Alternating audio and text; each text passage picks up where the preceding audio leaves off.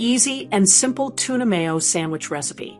Ingredients: 1 can of tuna, typically 160 g, 2 tablespoons of mayonnaise, adjust to preference, a pinch of salt, a pinch of black pepper, 2 slices of bread, white, whole wheat, or your choice, butter, optional, for spreading on bread.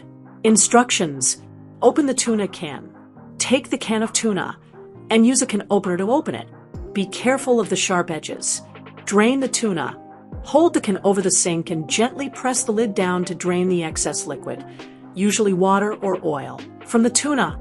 You can also use a strainer or a spoon to help remove the liquid. Transfer tuna to a mixing bowl. After draining, place the tuna into a clean mixing bowl.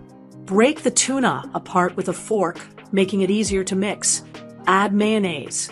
Add about 2 tablespoons of mayonnaise to the tuna.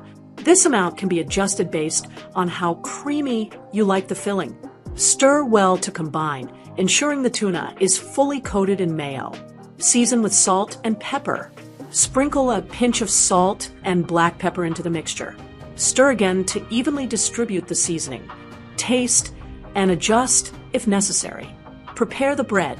If you like, spread a thin layer of butter on one side of each slice of bread. This step is optional but adds extra flavor and makes the bread slightly crispier when toasted. Alternatively, you can skip the butter for a lighter option. Assemble the sandwich. Take 1 slice of bread and spread a generous amount of the tuna mayo mixture on it. Place the second slice of bread on top, pressing it gently down to hold the sandwich together. Cut and serve. Use a knife to cut the sandwich in half, either diagonally or straight down the middle.